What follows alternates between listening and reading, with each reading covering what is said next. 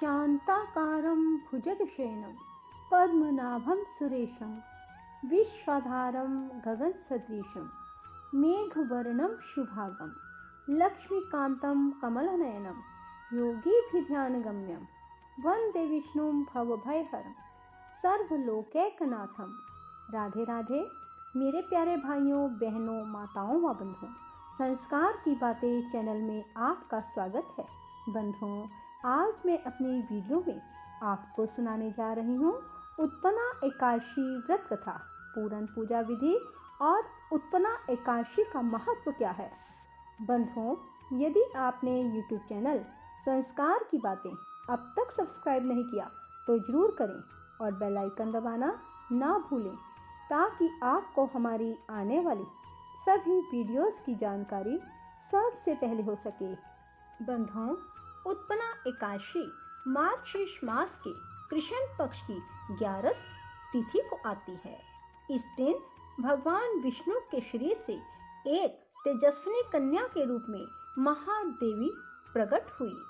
उसे ही उत्पन्ना एकादशी का नाम मिला।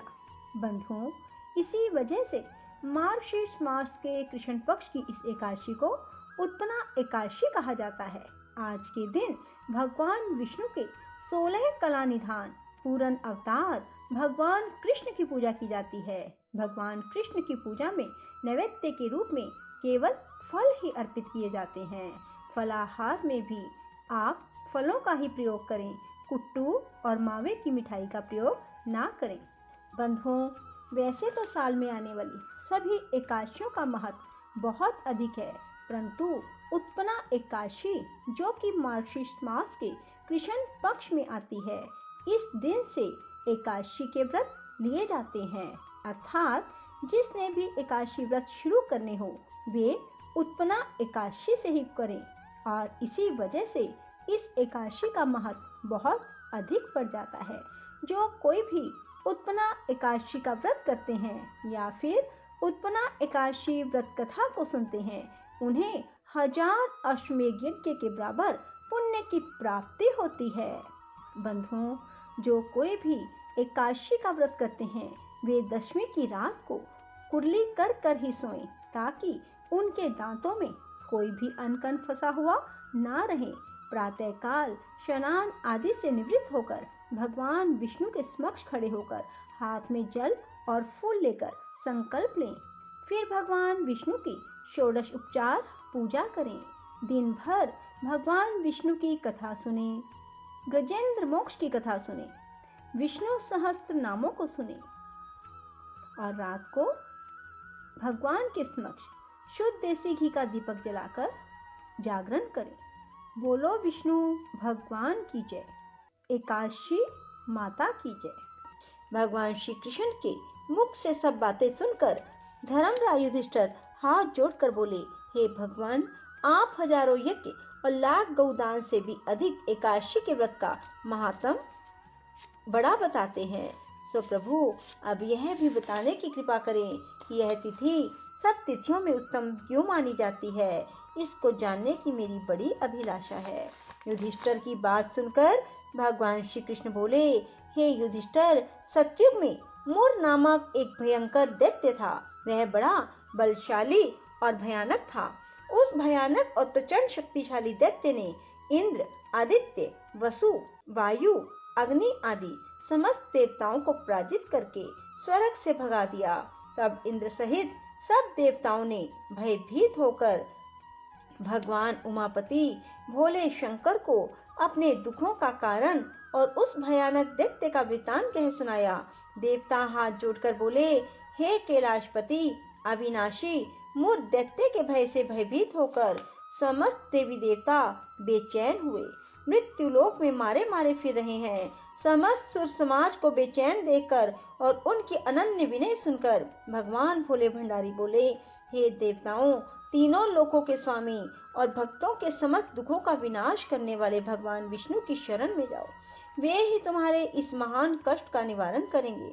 भगवान शिव जी की यह बात सुनकर इंद्र आदि समस्त देवता एकत्रित होकर क्षीर सागर, जहाँ शेषनाग की शैया पर भगवान कमलपति शयन कर रहे थे, जा पहुँचे। वहां पहुंचकर भगवान विष्णु को सोते देखकर सभी देवता हाथ जोड़कर नतमस्तक होकर स्तुति और विनती करने लगे। देवताओं ने कहा, हे शंख, चक्र, गदा, पद्म तथा वनमालाओं से अलंकृत देवादिदेव, हे देवताओं द्वारा स्तुति करने योग्य आपको कोटि कोटि प्रणाम है। हे सुरनर मुनिजन की रक्षा करने वाले महाप्रभु, आपको बारंबार नमस्कार है। हे दया के धाम प्रभु, आप हमारी रक्षा कीजिए। दैत्यों से भयभीत होकर हम आपकी शरण आए हैं। आप ही इस समस्त ब्रह्मांड के कर्ता, धर्ता और माता पिता हैं। आप ही उत्पत्ति और पालन करता और संहार करने वाले और सबको शांति प्रदान करने वाले हैं। आकाश और पाताल भी आप ही हैं। आप ही हम सब के पितामह, सूर्य, चंद्र, अग्नि, वायु, ब्रह्मा, हव्य, कव्य, मंत्र, तंत्र, यज्ञमान, यज्ञ कर्म करता और भोगता हैं। आप सर्वव्यापक हैं। आपके अतिरिक्त चर अचर कुछ भी नहीं है। हे महाप्रभु, दैत्य मुर ने हमें पराजित करके स्वर्ग से भगा दिया। हम सब देवता इधर उधर मारे मारे फिर रहे हैं। सो हे मधुसूदन, आप उन दैत्यों से हम सब की रक्षा कीजिए, रक्षा कीजिए, रक्षा कीजिए। देवताओं की यह विनती सुनकर भगवान कमलापति बोले, हे सुरो, ऐसा मायावी दैत्य कौन है? उसमें ऐसा कितना बल है? वह किसके आशय है? वह कहाँ रहता है? वह सब मुझसे कहो। भगवान विष्णु की बात सुनकर देवराज इंद्र बोले, हे प्रभु, प्राचीन काल में नाड़ी जंग नाम का एक राक्षस था। उसका पुत्र महाबलशाली, महाप्रक्रमी और विश्वविख्यात मुर नाम का दैत्य है। वह चंद्रावती नामक नगरी में रहता है। उस महाअसुर ने समस्त देवताओं को स्वर्ग से निकाल करके अपना अधिकार कर लिया है। वह स्वयं इंद्र, अग्नि, वरुण, कुबेर, यम, वायु, ईश, चंद्रमा, नैऋत्य आदि सब के स्थान पर अपना अधिपत्य जमाकर और स्वयं सूर्य बनकर प्रकाश करता है। हे असुर निकंदन, उस दैत्य का संहार करके हम सब देवताओं की रक्षा कीजिए। हम सब आपकी शरण हैं। इंद्र के ये वचन सुनकर भगवान कमलापति बोले, हे देवताओं, तुम ना घबराओ, मैं शीघ्र ही तुम्हारे शत्रु का संहार करूंगा। तुम सब अब चंद्रावती नगरी को जाओ। समस्त देवताओं सहित भगवान विष्णु भी चंद्रावती नगरी को चल दिए। उस समय दैत्यराज मुर दैत्य सेना सहित युद्ध भूमि में बड़े अभिमान से गरज रहा था। उस महादैत्य की घोर गर्जना को सुनकर सब देवता भयभीत होकर चारों दिशाओं में भाग खड़े हुए। यह देखकर स्वयं भगवान विष्णु रणभूमि में पहुंच गए। भगवान कमलापति को रणभूमि में देखकर दैत्य दल ने नाना प्रकार के अस्त्रों शस्त्रों से भगवान विष्णु पर प्रहार किया। भगवान ने यह देखकर अपने तीखे बाण छोड़े, जो नागों की तरह से लहराते हुए जाकर दैत्यों के अंगों को बींधने लगे। सभी दैत्य उनके हाथों से मारे गए। केवल दैत्यराज मुर ही जीवित बचा था। दैत्यराज मुर अविचल भाव से भगवान के साथ युद्ध करता रहा। यह देख सुर समाज अत्यंत बेचैन होने लगा। भगवान जो भी तीक्ष्ण बाण उसके शरीर में मारते, वे उसके अंगों में पुष्पों के समान लगते थे। शस्त्रों से उस महादैत्य का शरीर छिन्न भिन्न हो गया, परंतु वह फिर भी युद्ध करता रहा। इसके बाद भगवान और दैत्य का मल्लयुद्ध होने लगा। इस प्रकार 10,000 वर्ष तक दोनों का युद्ध हुआ, परंतु वह महाबली दैत्य फिर भी पराजित न हुआ। तब भगवान उस मूर्ख दैत्य से लड़ते लड़ते थक करके बद्रिका आश्रम को चले गए। वहां पर हेमवती नाम की एक सुंदर गुफा थी। विष्णु भगवान उस गुफा में विश्राम करने लगे। वह गुफा 12 योजन लंबी थी और उसका एक ही द्वार था। दैत्यराज मुर भी भगवान का पीछा करते हुए उस गुफा में पहुंच गया। वह दैत्य भगवान विष्णु को सोया देकर उन्हें मारने के लिए उद्यत हुआ।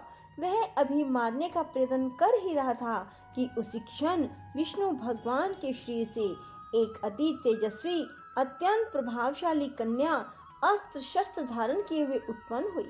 उस कन्या के बल पराक्रम को देखकर आश्चर्यान्वित हुआ मुर उसके साथ युद्ध करने लगा।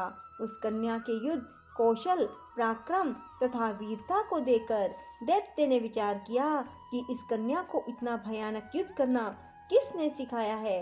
यह तो बड़ा भयंकर युद्ध करती है।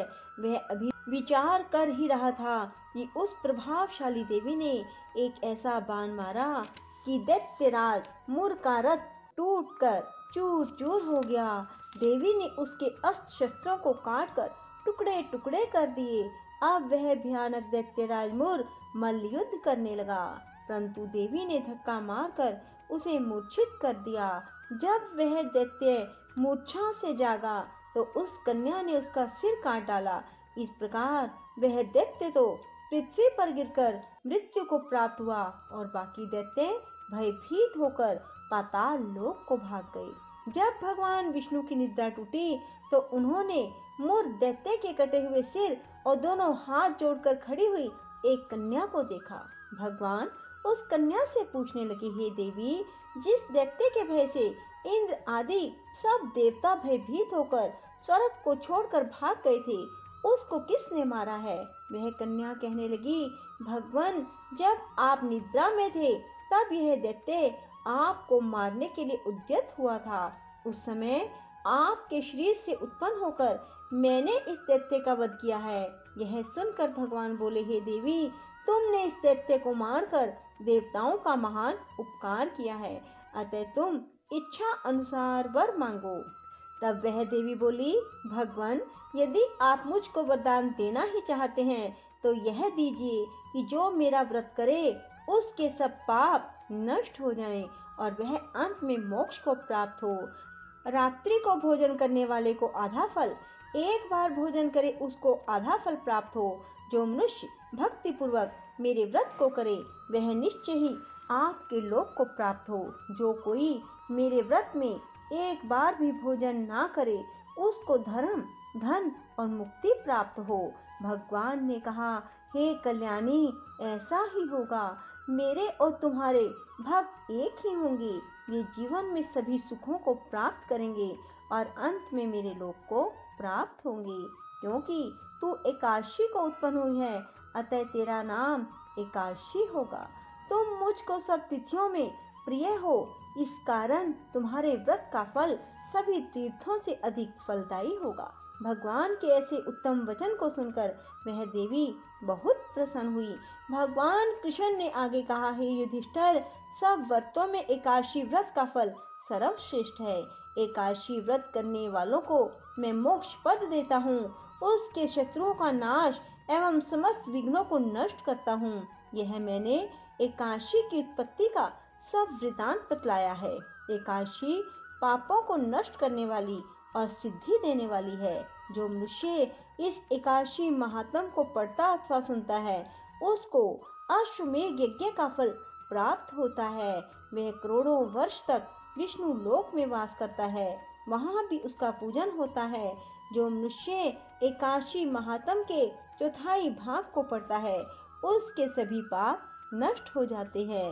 वैष्णव धर्म के समान अन्य कोई धर्म नहीं और एकादशी व्रत के समान दूसरा व्रत नहीं। बोलो विष्णु भगवान की जय हो। राधे राधे, जय श्री कृष्णा। बंधुओं, यदि आपको हमारी वीडियो पसंद आए तो इसे लाइक करने के साथ साथ शेयर अवश्य करें। धन्यवाद।